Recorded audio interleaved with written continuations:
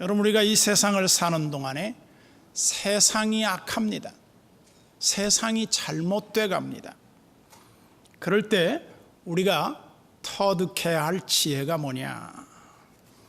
리차드 버튼경이 쓴 삶이라고 하는 책에 보면 네 종류의 사람이 있다고 했습니다. 첫째는 아무것도 모르지만 자기가 모른다는 사실조차 모르는 사람을 바보 같은 사람이다. 그런 사람을 가까이 하면 손해를 본다. 그렇게 말을 했어요. 두 번째는 아무것도 모르지만 자기가 모른다는 사실을 아는 사람이다. 그 사람은 단순한 사람이어서 잘 가르치면 쓸만한 사람이 될 수 있다. 세 번째는 모든 것을 알고 있지만 자신이 알고 있다는 것을 모르는 사람이 있다. 그 사람은 잠들어 있는 사람이니 깨우쳐줘야 한다. 네 번째는 모든 것을 알고 있고 자신이 안다는 것을 아는 사람은 지혜로운 사람이다. 그 사람을 따라가야 한다. 우리가 이런 이 세상에 소크라테스의 말처럼 너 자신을 알라. 즉 내가 무지하다는 사실을 알고 있는 것, 그것이 얼마나 중요한 깨달음인지 모릅니다. 그러나 성경은 그보다도 더 훨씬 지혜의 보고서로서 우리에게 무엇을 말하고자 하실까? 오늘 성경은 본문 21절에 처음에 속히 잡은 산업은 마침내 복이 되지 아니하느니라. 사람들이 한순간에 빨리 어떤 목적을 성취하고 싶은 욕심이 대부분 다 사람들 속에 있습니다. 그래서 인간은 조급한 마음으로 모든 성취를 빨리 해결하고자 해서 지방선거에서도 보면 출구조사를 합니다. 조금 있으면 될걸. 출구조사를 해서 알아봐요. 그러기 전에 여론조사를 또 합니다. 그리고 사람들은 매우 궁금하고 조급함에 어떤 결과물에 빠른 결정을 보기를 원하지만 성경의 가르침은 매우 역설적이고 반대적 개념을 갖고 있어요. 성경은 항상 우리에게 뭐라고 말하느냐? 하나님의 일하심이 인간 보기에 매우 더디다는 겁니다.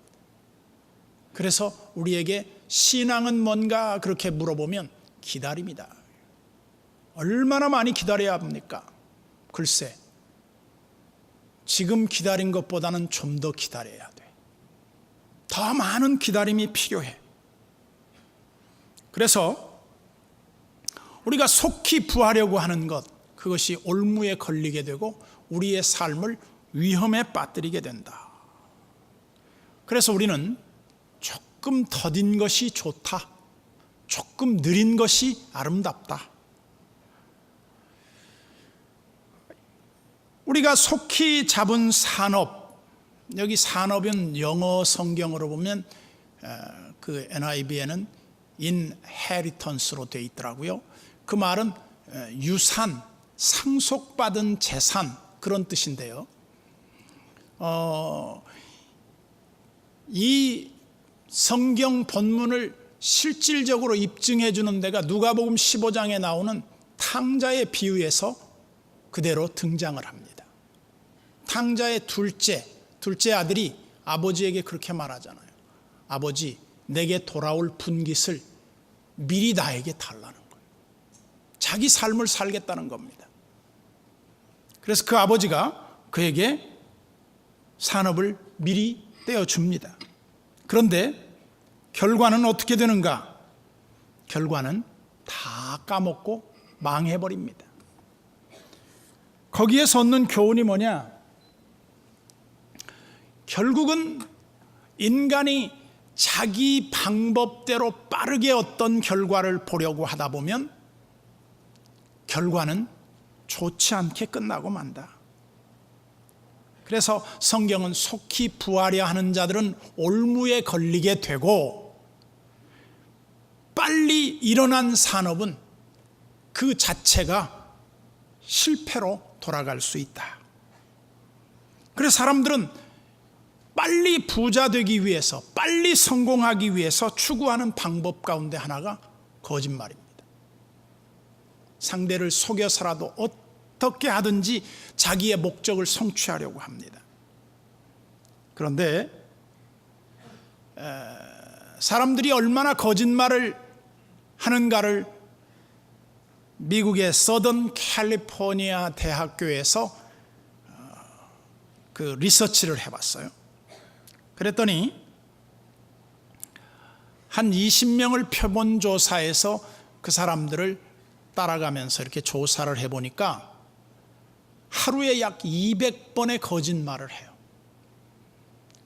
그러면 그 사람들이 평균 생활하는 시간에 나누어 보니까 한 8분에 1번 정도로 사람들이 거짓말을 하고 있다는 겁니다. 그런데 물론 거짓말은 남을 해롭게 하지 않는 거짓말이 대다수예요. 물론 이런 거짓말을 하얀 거짓말이라고 하죠. 그런데 이런 거짓말을 하는 사람들은 어떤 특성을 지니고 있느냐? 자기를 과시하려고 하고 자기 자신을 상대방에게 믿어주게 하기 위해서 자꾸 과장을 하고 거짓을 부풀리는 거다. 그래서 사실이 아닌 것을 사실처럼 말하는 것을 우리는 자신이 의식하지 못한 채 막 말을 하고 있는 거예요.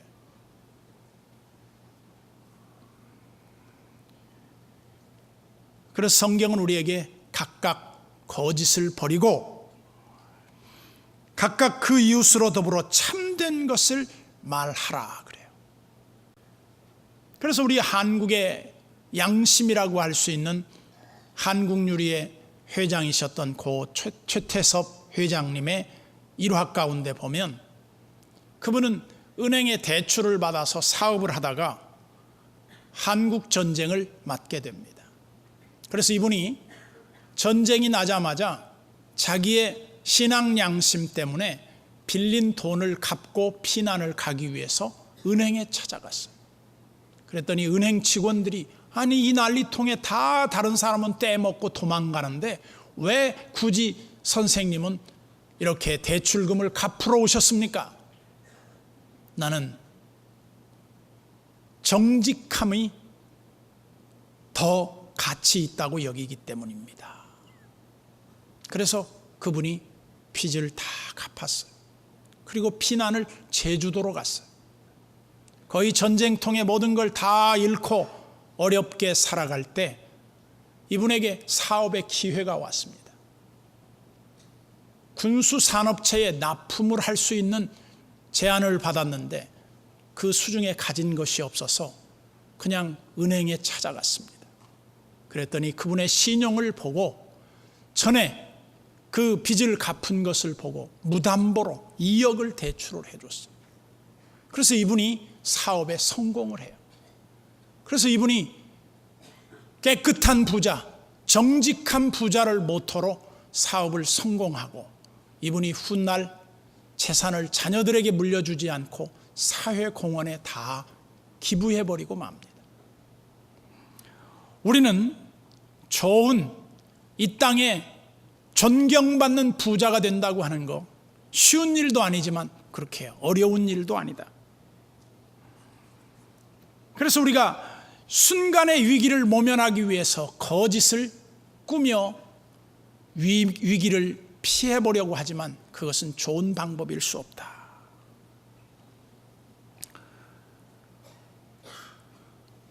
미국의 2005년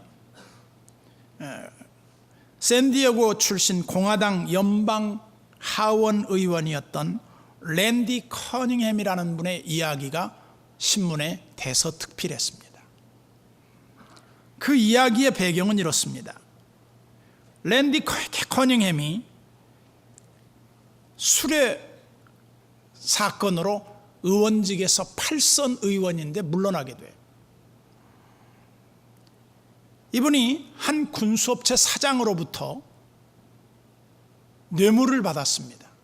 어떻게 뇌물을 받았느냐면 교묘하게 받았는데, 이분이 자기의 집을 그 군수업체에게 167만 5천 불에 자기가 살던 집을 팔았습니다. 그런데 7개월 후에 그것을 되삽니다. 되살 때 얼마를 받느냐면 97만 5천 불을 받습니다. 약 9억 7천만 원에 사게 됐는데, 여기에서 차액이 얼마가 생겼냐면 그 7억 원가량을, 우리 돈 약 7억 원가량, 7천 불인가요? 미국 70만 불, 70만 불 정도를 리베이트를 준 거죠. 싸게 이렇게 판 것처럼 해가지고 말이죠. 그리고 나서 이 커닝햄이 얼마를 또 받았느냐면, 미국의 최고급 수상 보트를 무료로 사용할 수 있도록 그분의 것을 제공을 받았어요. 근데 그 비용을 환산해 보니까 얼마의 돈이었느냐, 약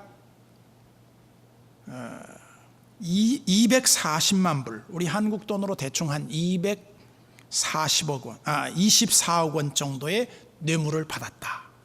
그래서 결국은 그가 옷을 벗게 됩니다. 그는 월남 전투에 참여해서 전투기 조종사로 혁혁한 공을 세웠을 뿐만 아니라 많은 미국 사람들에게 존경받는 인물로 들어갔었는데, 이거 하나 때문에 모든 것이 다 물거품이 되고 말아버립니다. 그래서 우리가 불의한 소득, 깨끗하지 아니한 재물에 욕심을 내다 보면 너무나 잘 아는 소탐대실, 작은 이익 때문에 욕심을 내다가 너무나 큰 것을 잃어버리는 이런 안타까운 일들이 우리 삶에 얼마나 비일비재하게 일어나는지 모릅니다. 그래서 우리는 우리 자신을 경영할 때 어떻게 경영해야 되느냐? 정직하게 살기 위해서 몸부림쳐야 합니다. 정직하게 산다고 하는 것이 얼마나 어려운 것인가? 하나님은 우리에게 다양한 방법으로 정직하게 살 것을 교훈합니다. 탈무드에 보면 이런 이야기가 나옵니다. 한 나그네가 사막을 걷고 있습니다. 그런데 그 사막길에 오아시스를 만나서 거기에 가서 충분한 물을 마시고 떠나려고 하다 보니까 그 오아시스 옆에 거액이 든 돈가방이 있었습니다. 그래서 그것을 가지고 갔습니다. 근데 한참 뒤에 또 다른 사람이 와서 그 오아시스에 물을 마시고 쉬고 있었습니다. 잠이 들었습니다. 그런데 어떤 사람이 헐레벌떡 뛰어오더니 그 잠들어 있는 사람을 깨우면서, 당신 내 지갑 내놔. 난 지갑 못 봤다. 아니, 여기 당신밖에 없는데 내가 조금 전에 지갑을 잃어버렸는데 네가 안 가져갔으면 누가 가져갔단 말이냐. 숨긴 거를 내놓으라고 옥신각신하다가 결국은 그 사람을 때려 죽였습니다. 그 사실을 지켜보던 모세가 하나님 앞에 이렇게 질문하는 거예요. 하나님, 왜 이런 일이 세상에 일어납니까? 그랬더니 하나님이 설명을 해주시는데 이렇게 설명해 주는 거예요. 원래 그 지갑은 그 죽은 사람의 아버지 것이었다. 그런데 그 얻어맞은 사람이 사실은 그 지갑을 훔친 것이다. 그런데 결과적으로는 그 사람이 그걸 잊어먹고 결국은 찾으러 갔다가 마저 죽은 것이다. 간단한 이야기로 말하면 모든 것은 다 내가 심은 것을 거두는 것이다. 내가 모든 자업자득이다. 내가 뿌린 것을 내가 거두는 것이지 내가 뿌리지 않은 것을 내가 거두는 법은 없다. 여러분, 세상을 살다 보면 얼마나 억울한 게 많습니까? 엄청나게 불공정한 것들이 많아 보입니다. 그러나 하나님은 우리로 하여금 이 모든 것을 통해서 우리에게 깨달으라고 일깨워 주는 겁니다. 그래서 우리는 믿음으로 산다고 하는 것이 무엇인가? 성경은 우리로 하여금 불의한 일에 가담하지 말고 정직한 방법으로 더딜지라도 조금 느릴지라도 하나님의 뜻을 이루는 것이 신앙인의 본분이다. 그래서 22절에 보면 너는 악을 갚겠다 말하지 말고 여호와를 기다리라. 그가 너를 구원하시리라. 이 말씀은 앞구절과 연결되는 것 같지는 않지만 이 말의 의미를 우리가 되새겨보면 이런 뜻이죠. 내가 억울함을 복수하겠다 그렇게 마음먹지 말라는 거예요. 그거 현명한 방법이 아니다. 그래서 예수님은 베드로가 칼을 뽑아 들었을 때 베드로에게 그 칼을 칼집에 도로 꽂으라 그럽니다. 칼을 칼집에 도로 꽂으라는 말은 다른 말로 하면 분노를 가라앉히라 그 말이에요. 분노를 그냥 절제하고 참으라는 겁니다. 우리들도 수없이 보이지 않는 칼을 빼들고 적을 향해서 뛰어가려고 할 때가 한 번, 두 번이 아니죠. 그러나 하나님은 네 칼을 도로 칼집에 꽂아라. 집어넣어라. 우리가 칼을 써서 승리할 수 있는 길은 없습니다. 칼을 안 쓰고 승리할 수 있는 법은 있습니다. 그래서 참 이게 신앙의 역설 중에 역설이라는 겁니다. 그러면서 사람들은 23절에 보면 한결같지 않은 저울 추는 여호와께서 미워하시는 것이요 속이는 저울은 좋지 못한 것이니라. 여기 저울에 대한 것이 뭘 말합니까? 공평함입니다. 공평함. 예전에는 이 질량 재는 도구들이 많지 않았어요. 그래서 되나 저울이 전부였는데 예전에 사람들은 이 저울을 속여 먹는 것을 아주 익숙했어요. 저는 지금도 기억이 납니다. 어렸을 때 저희 집에서 일하시는 분들이 일을 하면 아랫마을에 가서 막걸리를 받아와야 돼요. 주전자를 하나 들고 막걸리를 사러 갑니다. 막걸리를 사러 가면 도구가 두 가지예요. 하나는 큰 주전자에다 사올 때가 있고 하나는 그냥 이렇게 유리병에다 사올 때가 있어요. 1.8리터를 사올 때는 병을 들고 갑니다. 그런데 기가 막히게 딱 2대 되어주는데 병으로 딱 차요. 그런데 가득 채우는 것 같은데 주전자에다 사갖고 와서 데워보면 모자라요. 물론 내가 이렇게 한 모금씩 먹어서도 모자라긴 하지만 왜 모자랄까? 저울을 속이는 겁니다. 반드시 사람들이 다른 사람을 속여 먹어요. 여러분, 사람이 한 번 속고 2번 속으면 그 사람에 대한 신뢰는 다 깨져버려요. 그 사람이 뭐로 말을 해도 믿어지지가 않아요. 그래서 예수 믿는 사람들은 지금 눈앞에 당장의 이익보다 하나님을 경외하는 마음으로 멀리 내다보고 지금 내가 선 자리에서 믿음의 발자국을 한 발자국 한 발자국 내딛다 보면 먼 훗날 그것은 우리의 축복의 결정체로 돌아오게 될 것이다. 빌리그리암 전도 집회에 가면 빌리그리암이 전도 집회 설교를 하기 전에 꼭 나와서 찬양하는 여자 가수가 있습니다. 킴 웍스라고 하는 한국계 시각장애인인데 이분이 많은 대중 앞에서 찬양을 하면 다른 사람들이 다 감동의 눈물을 흘립니다. 그리고 이분이 간증을 합니다. 뭐라고 간증하냐면, 저는 한국에서 태어나 한국 전쟁을 겪으면서 시각을 잃었습니다. 그리고 미군 한 분의 주선으로 저는 미국 유학을 할 수 있었고 오스트리아에 가서 성악을 전공했습니다. 그리고 예수를 믿고 저는 예수님이 나의 인도자가 되었습니다. 그리고 예수님은 저의 삶을 항상 어떻게 인도하셨느냐? 저는 나를 시각장애인이기 때문에 늘 인도해 주는 분이 한 분이 있습니다. 근데 그분이 저에게 위험을 알려줄 때 멀리 100m, 1km 밖에 있는 것을 말해주지 않고 내 앞에 위험을 알려줍니다. 그래서 한 발자국 한 발자국 옮겨놓다 보면 목적지에 도달하게 됩니다. 우리의 신앙의 원리가 이렇습니다.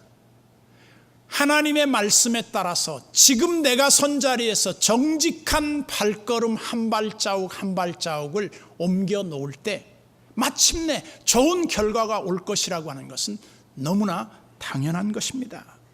그런 취지의 간증을 합니다. 우리는 위기를 만나면 거짓말을 하려고 하지 말고 정직과 진실을 통한 돌파를 하려고 하라. 기도하는 사람들은 반드시 정직한 삶을 추구해야 합니다. 그 문성애라는 분이 계신데 이분이 어떤 분인지 정확히는 모르겠습니다만 꽤 유명한 분 같아요. 근데 이분의 간증에 보면 이런 얘기가 나옵니다. 남편을 따라서 미국에 유학을 갔는데 그 유학 간 남편이 공부하는 동안 자기가 시카고에서 여행사의 직원으로 취직을 했습니다. 그래서 방학이 돼서 방학을 맞아 한국에 나오는데 한국에 나오는 사람들, 나왔다 들어가는 사람들에게 한국에 오는 사람들은 아마 그 비행사에서 방콕, 태국에 갈 수 있는 무료 티켓이 이 패키지로 들어있었던 것 같습니다. 근데 자기는 여행사 직원이니까 그냥 왔으니까 티켓이 없었어요. 근데 자기는 방콕의 선교사님을 좀 만날 일이 있어서 만나고 왔는데 마침 누구의 표를 이용했냐면 자기 시누이 거를 이용했는데 자기 시누이와 자기의 이름이 영어명이 똑같아. 그래서 그 표로 태국을 갔다 왔는데 그 이미그레이션을 통과하는데 아니 손님 태국의 표는 갔다 왔는데 왜 여권에는 도장이 찍혀 있지 않죠? 이제 여행사 직원인 그 문성애 씨가 당황했어요. 그러면서 그 시누이가 가는 길에 어려움을 겪을 순간 그 기도의 어머니한테 물었습니다. 전화로 어머니 지금 우리가 잘못해서 이렇게 어려움을 겪고 있는데 어떻게 하면 좋겠느냐. 그러니까 어머니가 무조건 잘못했다고 하고 진실을 말해라. 그래서 그분이 사실은 내가 이름이 같아서 방콕에 갔고 시누이는 이름이 같기 때문에 그냥 갔다 오지 않았는데 이렇게 된 겁니다. 직원이 물끄러미 바라보더니 그의 진실을 믿고 벌금을 물릴 수도 있지만 그냥 보내드립니다. 그의 고백적 간증에 나온 얘기입니다. 우리가 살아가는데 위기를 돌파하기 위해서 거짓말을 하면 거짓말을 위한 또 거짓말을 해야 돼요. 그러나 성경은 우리로 하여금 진실은 부끄러움을 잠깐 당할 수는 있어요. 그러나 영원히 부끄러움을 당하지 않습니다. 그래서 제가 가끔 우리 후배들에게도 그런 말을 합니다. 속된 말로 쪽팔림은 잠깐이고 진리는 영원하다. 우리가 잠깐 쪽팔리고 마는 게 낫지 그 잠깐의 순간을 모면하기 위해서 거짓말로 일관하다 보면 우리가 늑대 신드롬에 빠지고 그 사람은 정말 위기에 빠졌을 때 아무도 도와줄 수 없다. 우리는 성경적 교훈이 바로 그것입니다. 더딜지라도 기다려라. 그리고 빨리 무슨 결과를 얻으려고 함부로 뛰어들지 마라. 이것이 우리 신앙의 승리의 비결이다. 기도합시다.